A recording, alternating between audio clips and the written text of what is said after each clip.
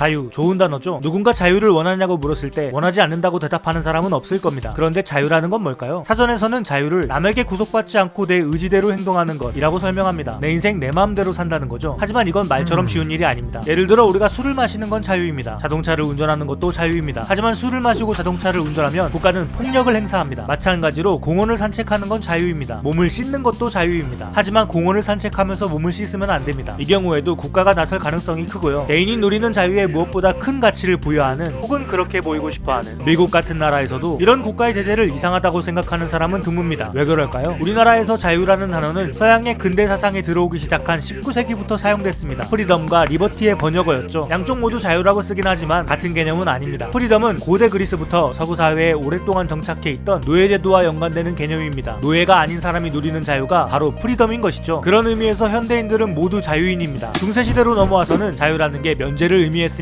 국가적으로는 법으로부터의 면제를, 종교적으로는 죄로부터의 면제를 말이죠. 리버티는 17세기 잉글랜드 왕국에서 존 로크라는 걸출한 철학자가 등장하면서 본격적으로 연구되기 시작했습니다. 다시 설명하겠지만 이때의 자유는 국가나 종교에 얽매이지 않는 개인의 권리를 뜻합니다. 프리덤이 고전적인 개념이라면 리버티는 근대적인 개념입니다. 그리고 오늘 이야기할 자유주의의 자유는 영단어를 뜯어보면 알 수 있듯 근대적인 의미의 자유, 즉 리버티입니다. 그러면 동양에는 자유라는 개념이 없었나요? 좋든 싫든 오늘날 우리가 살고 있는 국가의 형태는 서구 사회에서 비롯됐습니다. 그러니 여기서 말하는 자유란 서양 철학에서 연구한 자유나 다름없습니다. 동양에서는 자유를 완전히 다르게 인식합니다. 자유에 대한 동양적 사상의 뿌리는 대부분 도가에서 나옵니다. 도가의 철학은 선불교로 이어지고요. 역사가 깊고 매력적인 사조인데 이건 나중에 따로 다루도록 하겠습니다. 국가에 대한 이야기로 돌아오겠습니다. 대한민국 헌법에 따르면 대한민국은 민주공화국입니다. 민주공화국은 민주정과 공화정을 결합한 정치제도를 가리킵니다. 이 둘은 굳이 구분하는 게 의미가 없을 정도로 아주 유사하지만 그렇다고 완전히 같지는 않습니다. 먼저 민주정이란 국가의 주권을 국민 모두가 나누어 갖는 체제를 뜻합니다. 모두에게 동일한 주권이 있으니 사람이 모일수록 권한은 더 커지겠죠. 따라서 민주정에서는 자연스럽게 다수의 주권이 소수의 주권보다 우선됩니다. 고대 그리스의 위대한 철학자였던 소크라테스가 죽은 이유도 바로 이러한 다수의 결정에 의한 것이었습니다. 소크라테스의 열렬한 추종자였던 플라톤은 민주정의 문제가 분별 없는 사람들이 행사하는 자유에 있다고 생각했습니다. 플라톤이 쓴 국가는 민주정에서 비롯되는 무분별한 자유의 문제를 여러 번 지목합니다. 대표적으로 나오는 예가 바로 기게스 반지 신화입니다. 기게스는 기원전 12세기부터 존재한 미디아 왕국의 양치기 이름입니다. 우연히 몸이 투명해지는 반지를 손에 넣은 기게스는 반지의 힘을 이용해 자기 나라의 왕을 죽이고 왕비와 결혼합니다. 플라톤은 소크라테스의 입을 빌려 이것이 이성적이지 못한 자유행사에서 빚어진 부도덕한 행위라고 비판합니다. 기게스 같은 사람이 누리는 민주정의 자유는 몸을 투명하게 해주는 반지나 다름없다는 의미죠. 플라톤에게 있어서 자유란 누구나 가져야 하는 당위적 특성이 아니라 자격이 있는 사람들만 누려야 하는 후천적 특권이었습니다. 프리드리히 니체가 말한 바 있듯 대중을 위한 플라톤주의의 일면을 가지고 있던 기독교 사상은 오랫동안 개인의 자유를 억압하며 서구 사회를 지배했습니다. 기독교는 왕이 모든 정치적 자유를 독점하는 전제군주제를 왕권 신수설을 통해 용인했습니다. 하지만 이토록 단단했던 군주정은 종교의 영향력이 서서히 옅어지던 르네상스 시대부터 조금씩 쇠퇴하기 시작합니다. 니콜로 마키아벨리는 르네상스 시대의 중심이었던 이탈리아 피렌체에서 태어난 사상가입니다. 1513년 마키아벨리는 군주론을 쓰면서 제목 그대로 당대의 군주정이 가야 할 올바른 방향에 대한 지침을 내립니다. 군주론은 목적을 달성하기 위해서라면 군주가 잔인하고 비정할 줄 알아야 하며 또한 수단과 방법을 가리지 말아야 한다고 강조합니다. 그러면 자연스럽게 이런 의문이 떠오르죠. 왕은 무슨 짓을 해도 괜찮다는 건가요? 얼핏 보면 마키아벨리가 군주정을 무작정 옹호하는 것 같습니다. 하지만 여기서 중요한 건 군주가 잔인하고 비정할 줄 알아야 하며 수단과 방법을 가리지 말아야 한다는 게 아닙니다. 여기에는 목적을 달성하기 위해서라면 이라는 조건이 붙어 있습니다. 그러니 우리는 이렇게 물어야 합니다. 군주정에서 군주의 목적이란 뭔가요? 군주론에는 다음과 같은 대목이 있습니다. 자유로운 생활 양식에 익숙했던 도시국가의 지배자가 된 사람은 그 도시를 파멸시켜야 하며 그렇지 않으면 도시에 의해 자신이 파멸될 것을 각오해야 한다. 이 말은 군주가 자유로운 생활 양식을 탄압해야 하는 근거로 읽기보다는 자유로운 생활 양식 자체의 강력함을 나타내는 문장으로 읽어야 합니다. 왜냐하면 여기서 마키아벨리가 자유로운 생활 양식에 익숙했던 도시국가로 상정하고 있는 나라는 로마인데 로마에 대한 저자의 생각은 티투스 리비우스의 총 10권에 대한 논공